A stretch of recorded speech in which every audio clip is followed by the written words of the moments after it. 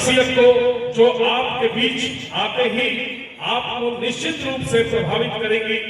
और मैं जोरदार तालियों के बीच अपने ओजस्वी प्रस्तुति के लिए आमंत्रित करता हूं काशी वैभव, जो रिजवी पब्लिक स्कूल से है।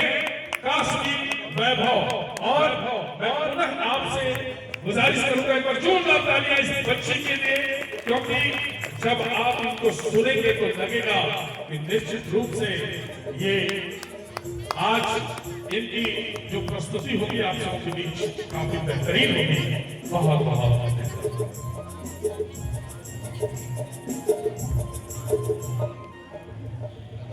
संसाधनों का सेतु बनाकर देश को विकास दिलाना चाहती हूँ।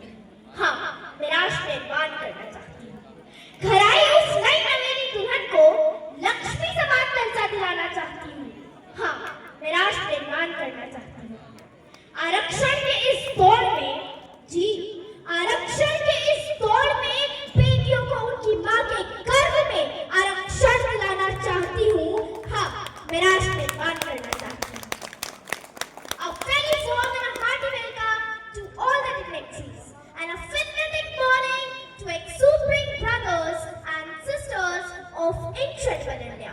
This is Kashmir Wrapper from Drizzly Public School, going to represent the paradise of India, especially the crown of Jharkhand, Chumni Tiranga, on the behalf of Jila Prashashan Kodanga. On this 76th Republic Day, I am here to vehemently speak on the topic कन्या भ्रूण हत्या और नारी शिक्षा।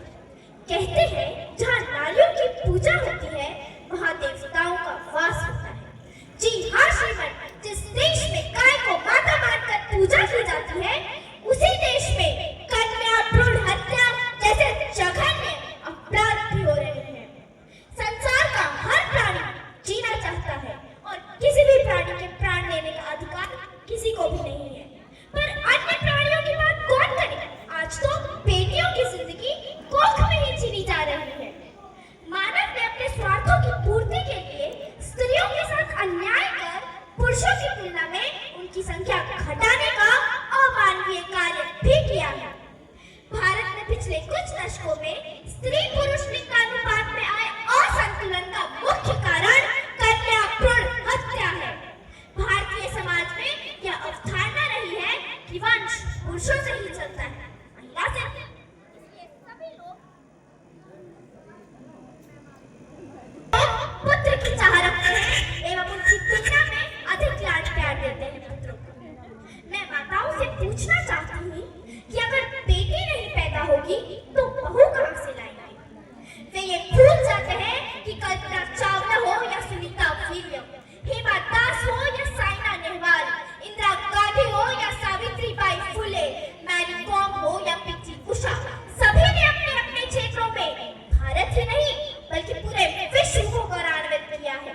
लेकिन ये सब तभी हो सका जब इन्हें बचाया और पढ़ाया गया।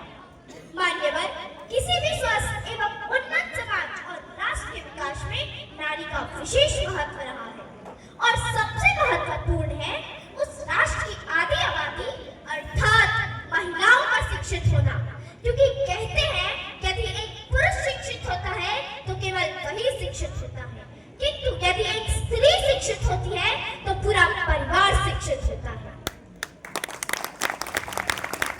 इसलिए मेरे विचार से नारी शिक्षा द्वारा ही राष्ट्र की शक्ति व समृद्धि का विकास किया जा सकता है।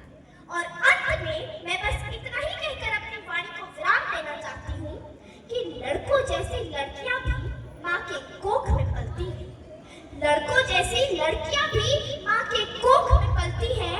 आंखें उनकी लड़कों जैसी पैदा होते खुलती है।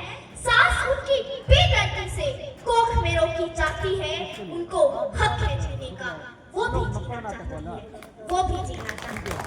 जय हिंद, जय